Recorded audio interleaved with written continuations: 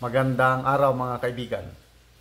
Pag-usapan natin ngayon yung posibilidad na si bagong Senate President Chis Escudero tatakbong presidente by 2028. Okay, advertisement lang muna. Yung dark chocolate, pwede nang mag-order. Itong number na ito ang inyong tawagan, i-text 0916-90000997. Kaya lang, ang pwede lang mag-order yung nasa Cagayan de Oro or nearby towns sa Misamis Oriental.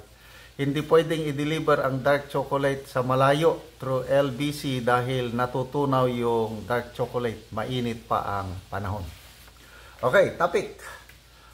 Mula nung nagkaroon ng kudita sa Senado, marami akong nababasa na comments. Sinasabi nila na itong si Escudero may balak tumakbong presidente. Okay, basahin ko lang yung dalawang comment. Sabi ng isa, hindi ko na lang pangalanan yung nag-comment. I think may balak maging president or vice president si Chis Escudero. Another comment. Si Cheese Cake gusto maging presidente. Yun ang dream niya. At planado na kasi si Hart nakaabang na. Marami pang nag-comment. Noong una, pinapabayaan ko lang. Hanggang nabasa ko yung article ni Mr. Rigoberto Tiglao sa Manila Times, May 22. Ito, basahin ko yung kanyang last paragraph sa kanyang article tungkol kay Cheese. With Subiri so easily replaced, will Escudero choose to be the palace minion? Tuta. Sunod-sunuran na lang ba si Escudero? Okay. It depends, sabi ni Mr. Tiglao. If things go well for Marcos, a good economy and his respectable popularity, Escudero will be super servile and do all he can for Marcos to endorse him in the 2028 elections. Ayun na. If not, yung hindi maganda ang resulta sa pagiging Senate President niya, walang good economy, magkakagulo, he'll be a Marcos pain in the ass, an articulate and popular one with an actress beside him, and strive to be the opposition's noisy champion and president in 2028. Yan po ang analysis ni Mr. Rigoberto Tiglao, isa pong matalino, respetado na columnist na hindi nabusalan ng pera ang kanyang bunganga, patuloy na nagsusulat, nagpapahayag ng kanyang opinion. And I fully agree with Mr. Rigoberto Tiglao na posible kakandidatong presidente si Chis Escudero. So, let's watch out.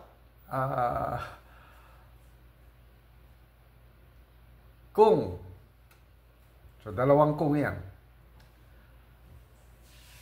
Gaganda ang ekonomiya. Maganda ang takbo ng bansa with Escudero as Senate President. May posibilidad na i-endorse siya ni PBBM sa 2028. Kasi, bakit? Yung nag-aambisyon yan, si Speaker Martin Romualdez, kung wala siyang gawing kakaiba, wala talaga siyang pag-asang manalo sa isang patas na eleksyon by 2028. Alam ito ng kampo ng Marcos Araneta family. Kasi hindi mo maitatwa, hindi mo ma-set aside yung resulta ng mga surveys.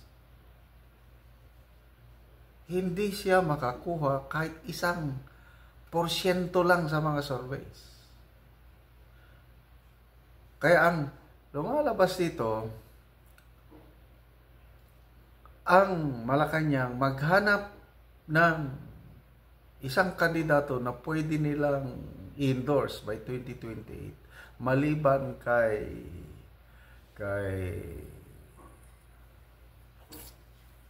Martin.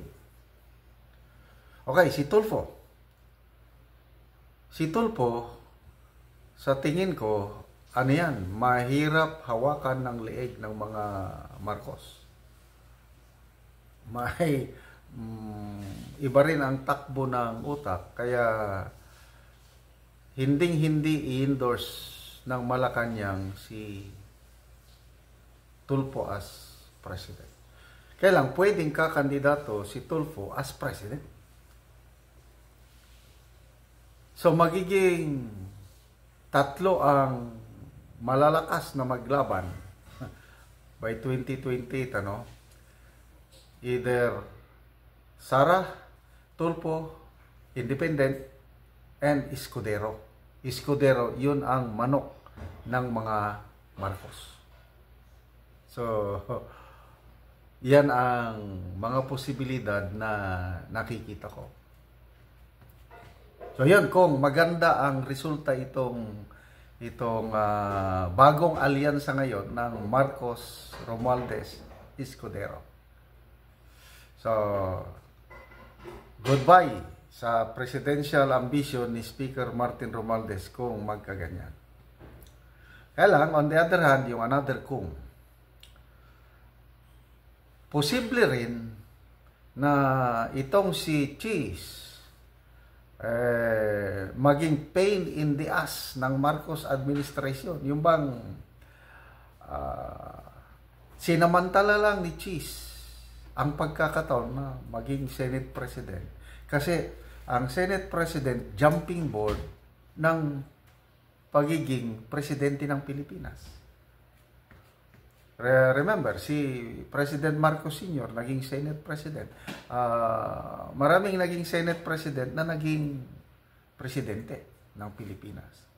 So, sinamantala lang ito ni Cheese kasi matagal nang gusto ng Malacanang na balak tanggalin si Zubiri. Ang gusto nilang ilagay si Jinggoy. Kaya lang si Jinggoy parang hindi siya katanggap-tanggap sa kapwa niya senador. Yun ang nakikita ko. Si Cheese, pwede makakuha ng 13 or more votes. Kaya, yun na. Sinamantala ni Escudero maging Senate President. Kaya lang, sana totoo yung original impression ko kay Escudero na hindi siya kayang hawakan ng leeg ng kahit kanino man. Kung nagkaganon man, dating chacha. Previous stand ni Cheese, anti-chacha siya. Ngayon, open ng third regular session by July. Tatalakayin ulit yung chacha. Committed pa rin si Cheese na anti-chacha siya. Nako, yan ang malaking sakit ng ulo nitong administrasyong ito. Kaya nagkamali, malaking pagkakamali nila na ang inilagay nilang Senate President si Cheese Escudero. Baka hindi nila nakita yung plano niya na maging presidente. Yun. Anti-chacha ang Senate President. So, hindi makabasa. Yun na. Pain in the ass. Oppositionist na si Escudero. Ginagamit lang niya yung posisyon niya sa Senate President para i-build up ang sarili niya for 2028.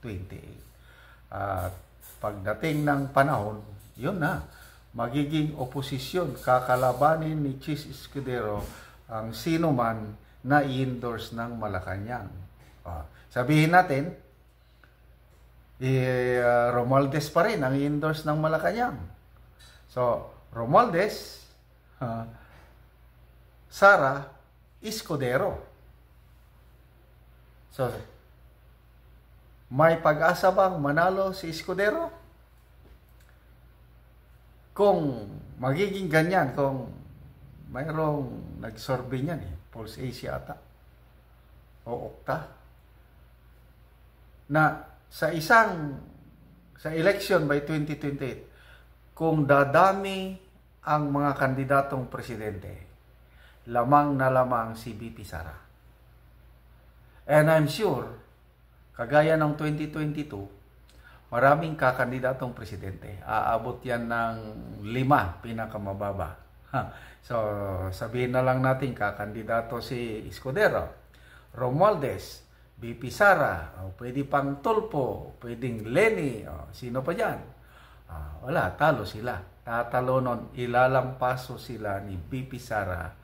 The more candidates, the better. Kasi buo na yung pundasyon o yung solid votes ni VP Sara, yung 32 million na bumoto sa kanya noong 2022, mabawasan man ng kaunti, okay lang. Kailang malaking bagay na yan.